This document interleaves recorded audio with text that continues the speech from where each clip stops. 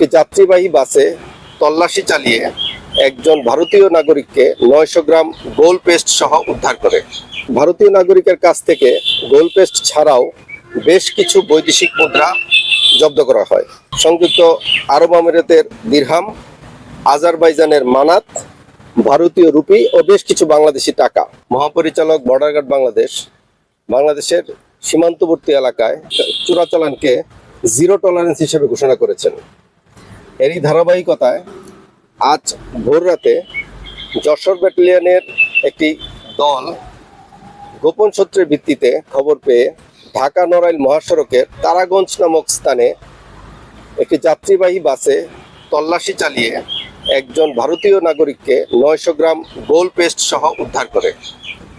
উক্ত ভারতীয় নাগরিকের কাছ থেকে গোল্ড পেস্ট ছাড়াও বেশ কিছু বৈদেশিক মুদ্রা জব্দ করা হয়। বৈদেশিক মুদ্রার মধ্যে রয়েছে সংযুক্ত আরব আমিরাতের দিরহাম, আজারবাইজানের মানাত, ভারতীয় রুপি ও বেশ কিছু বাংলাদেশি টাকা। উক্ত গোল্ড পেস্ট বাংলাদেশ জুয়েলারি সমিতির দ্বারা নিরীক্ষণের মাধ্যমে খাঁটি সোনা বলে আমরা নিশ্চিত হই। বৈদেশিক মুদ্রা ও এই স্বর্ণের বর্তমান বাজার মূল্য 1,93,42,011 টাকা।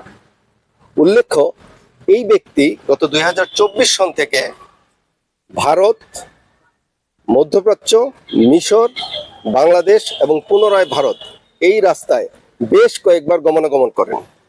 তিনি গত 20 এপ্রিল ভারতের মুম্বাই হতে দুবাইতে বিমানপথে গমন করেন।